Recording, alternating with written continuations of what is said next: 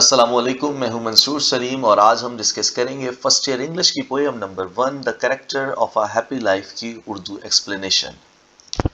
The character of a happy life यानी खुशहाल जिंदगी की खुसूसियात। इस पोएम को कंपोज किया है सर हेनरी वोटन ने, जो कि पैदा हुए 1568 में और इनका इंतकाल हुआ 1639 में। He was an English author, poet, diplomat and politician. He was the secretary to the Earl of Essex, and he had been an ambassador to the court of Venice and a provost of Eton College. इस poem में sir Henry वोटन ने describe किया है कि वो कौन सी qualities हैं जिसको इंसान अपनी ज़िंदगी में शामिल करे तो उसकी ज़िंदगी खुशहाल ज़िंदगी कहलाती है। अगर इस पोयम के अंदर बात की जाए लाइंस की तो इसमें 24 टोटल लाइंस हैं, जिनको डिवाइड किया गया है 6 क्वार्ट्रेन्स में। क्वार्ट्रेन्स यानी कि 4 लाइंस स्टेंजास के अंदर। राइमिंग पैटर्न इस पोयम का है ए बी। और अगर बात की जाए थीम की तो पोयम बात करती है हैप्पीनेस और ऑनेस्टी की, यानी वो कौन सी क्वालिटीज़ हैं जिनको इंसान अपनी ज़िंदगी में शामिल करे तो उसकी ज़िंदगी एक खुशहाल ज़िंदगी गुजरती है। आइए अब इस पोयम की हम line by line Urdu translation start करते हैं। How happy is he born और टॉट, किस कदर खुशहाल होता है वो शख्स जो कि पैदा हो और सिखाया जाए। दैट सर्विथ नॉट अनदर्स विल, कि किसी की मर्जी की गुलामी नहीं करनी।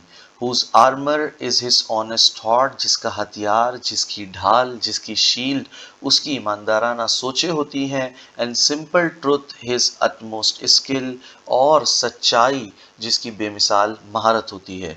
इस पैराग्राफ के अंदर सर हेनरी वोटन कहते हैं कि दरअसल वो शख्स खुशहाल ज़िंदगी का मालिक होता है कि जो जब पैदा हो या उसको ये बात सिखा दी जाए कि किसी की मर्ज़ी की ग़ुलामी नहीं करनी है, किसी भी शख्स के नज़रिए को ब्लाइंडली फॉलो नहीं करनी है और एक आज़ाद और खुद मुख्तार ज़िंदगी गुजारनी है।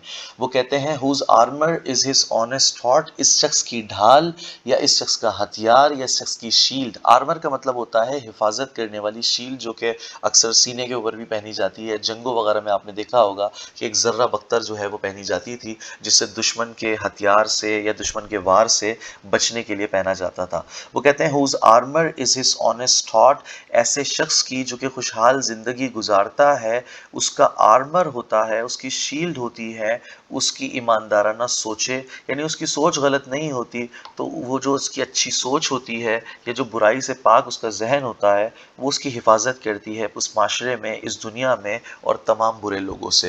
And simple truth his utmost skill, और सच्चाई उसकी सबसे बड़ी महारत होती है। सच जो है वो हमेशा इंसान को सुरखरू करता है और झूठ जो है वो इंसान को रुस्वा करता है। तो इस शख्स की सबसे बड़ी महारत या सबसे बड़ी सलाहियत जो है वो उसकी सच्चाई होती है। Whose passions not his masters are, वो अपने जज्बात का गुलाम नहीं होता। Whose soul is still prepared for death, उसकी रूह हमेशा मरने के लिए तैयार रहती है। Untied unto the world by care, वो दुनिया की फिक्रों से आज़ाद होता है। Of public fame, of private breath, वो मशहूरी से या लोग उसके बारे में क्या सोचते हैं और प्राइवेट ब्रेथ या उसके बारे में लोग क्या छुपकर बातें करते हैं, वो इन फिक्रों से दुनिया में आज़ाद होता है। इस स्टेंजा में दरअसल सर हेनरी वोटन ये मैसेज दे रहे हैं कि जो शख्स अपनी ख्वाहिशात का गुलाम होता है वो अपने लिए ज़िंदगी खुद मुश्किल बना लेता है और वो उस दुनिया की रंगीनियों के अंदर खो जाता है। उसके पैशंस, उसकी ख्वाहिशात जो हैं वो उसके ऊपर हावी हो जाते हैं और फिर वो अपनी ख्वाहिशात की तकमील के लिए सारी ज़िंदगी दौड़ता रहता है और उसे फिर मौत का खौफ होता है। वो मरने के लिए तैयार नहीं होता क्योंकि वो चाहता है ज़िंदगी में ये भी हासिल कर लूँ, वो भी हासिल कर लूँ, तमाम लग्जरीज हासिल कर लूँ और एक लंबी बेहतरीन खूबसूरत ज़िंदगी गुजारूं, और वो मौत से डरता है। जबकि अकॉर्डिंग टू सर हेनरी वोटन वो अपनी ख्वाहिशात का गुलाम नहीं होता तो वो मौत को फेस करने के लिए भी तैयार होता है। उसे ये खौफ नहीं होता कि मेरी दुनिया के अंदर जो दौलत है या जो मेरे पैशंस हैं उनका क्या होगा। Untied unto the world by care, वो दुनिया की फ़िक्रों से आज़ाद होता है। ऑफ पब्लिक फेम और प्राइवेट ब्रेथ, उसे शोहरत से या इस हवाले से कि लोग उसके बारे में क्या कहते हैं इस चीज़ की फ़िक्र नहीं होती और वो एक आज़ाद और एक खुद मुख्तार ज़िंदगी गुजारता है। Who envies none that chance does raise, nor vice who never understood. وہ کسی سے حسد نہیں کرتا. envy کا مطلب ہوتا ہے حسد کرنا. who envies none that chance does raise. وہ کسی بھی ایسے شخص سے حسد نہیں کرتا جو کہ قسمت کی وجہ سے بلندیوں پر پہنچ جائے یا قسمت کی وجہ سے کامیابیاں حاصل کر لے. nor wise who never understood. یا اپنی چالاکیوں کی وجہ سے اپنی وکٹنس کی وجہ سے کوئی اعلیٰ مرتبہ حاصل کر لے. وہ ایسے لوگوں سے ایسے اشخاص سے بالکل بھی حسد نہیں کرتا. How deepest wounds are given by praise. وہ یہ جانتا ہے کہ جو لوگ تعریفیں کرتے ہیں وہ اصل میں زخم دے رہے ہوتے ہیں، اور یہ زخم جو ہوتے ہیں تعریف والے یہ انسان کو اصل میں کھا جاتے ہیں. یعنی کہ وہ تعریفوں کا بھوکا نہیں ہوتا، اسے پتا ہوتا ہے کہ جب انسان کو تعریفوں کی عادت پڑ جائے تو پھر اس کا کریکٹر جو ہے وہ کرپٹ ہو جاتا ہے. وہ تعریفوں کے چکر میں یا وہ اپنی واہواہی کے چکر میں بہت سارے ایسے کام کر بیٹھتا ہے جو کہ اس کو نقصان پہنچاتے ہیں. nor rules of state but rules of good. وہ صرف ریاست کے اصولوں پر نہیں بلکہ اچھائی کے اصولوں پر عمل کرتا ہے. بہت سارے رولز ایسے ہوتے ہیں جو کہ اسٹیٹ کے رولز ہوتے ہیں، ریاست کے رولز ہوتے ہیں، لیکن وہ رولز کبھی کبھار غلط بھی ہوتے ہیں. وہ اس چیز کو نہیں دیکھتا کہ ریاست کے اصول کیا کہتے ہیں، بلکہ وہ ان اصولوں پر عمل کرتا ہے جو کہ اچھائی کے اصول ہیں. Who has his life from rumors freed. وہ اپنی زندگی کو افواہوں سے پاک رکھتا ہے. Whose conscience is his strong retreat. جس کا ضمیر اس کی بہترین پناہ گاہ ہوتی ہے. یعنی وہ جانتا ہے کہ اس کے ضمیر کی آواز کیا ہے. وہ رومرز کو نہیں سنتا بلکہ وہ یہ سنتا ہے کہ اس کی انر سول اس کو کیا میسج دیتی ہے. کیونکہ وہ کرپٹ نہیں ہوتا تو اسے اس بات کا ڈر نہیں ہوتا کہ لوگ اس کے بارے میں کیا افواہیں پھیلاتے ہیں، بلکہ اسے پتا ہوتا ہے کہ اس کا ضمیر سب کچھ جانتا ہے. اس کا ضمیر جانتا ہے کہ وہ سچا ہے اور وہ کرپٹ نہیں ہے. whose estate can neither flatterers feed. اس شخص کی ذات کبھی بھی مکھن لگانے والے لوگوں کو یا چاپلوس لوگوں کی غذا نہیں بنتی. whose estate can neither flatterers feed. flatterers کہتے ہیں چاپلوس لوگوں کو، مکھن لگانے والے لوگوں کو. اس کی ذات کبھی بھی چاپلوس لوگوں کی غذا نہیں بنتی. nor ruin make oppressors great. اور نہ ہی وہ اپنے دشمنوں کو مضبوط کرتا ہے.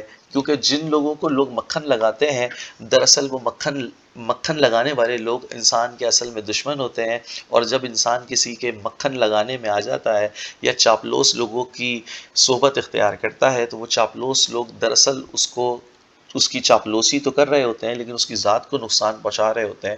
اس کی ذات جو ہے وہ غذا بن رہی ہوتی ہے چاپلوس لوگوں کی، اور وہ جو چاپلوس لوگ اس کے دشمن ہوتے ہیں وہ دراصل وہ چاپلوسی کر رہے ہوتے ہیں اور اپنے آپ کو مضبوط کر رہے ہوتے ہیں. یہ ان کی چکنی چپڑی باتوں کو سن رہا ہوتا ہے اور دراصل دشمن اس کا فائدہ اٹھا رہا ہوتا ہے. Who God does late and early pray. جو خدا کی عبادت کرتا ہے رات کو دیر تک اور صبح کو سویرے. More of his grace than gives to land. وہ خدا کی زیادہ سے زیادہ عبادت کرتا ہے بجائے اس کے کہ وہ مال اور دولت یا تحائف کا خواہش مند ہو. وہ خدا کی برکت کا طلبگار ہوتا ہے.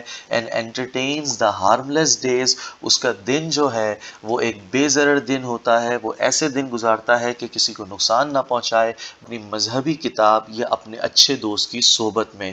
یعنی اس کا جو دن ہوتا ہے وہ کسی کو نقصان پہنچانے میں نہیں گزرتا بلکہ وہ اپنا کوالٹی ٹائم اسپینڈ کرتا ہے اپنی ریلیجیس بک کو پڑھ کر اور اپنے اچھے دوستوں کی صحبت میں. کیونکہ کہتے ہیں کہ جو اچھے دوست ہوتے ہیں ان کی صحبت بھی انسان کو اچھا بنا دیتی ہے اور برے لوگوں کی صحبت انسان کو برا بنا دیتی ہے. اور اچھی کتاب یا مذہبی کتاب جو ہے وہ بہت سارے بری صحبتوں سے بہتر ہے، اور وہ جو مذہبی کتاب ہے وہ انسان کو بہت ساری بری باتوں سے اور بری چیزوں سے بچا لیتی ہے.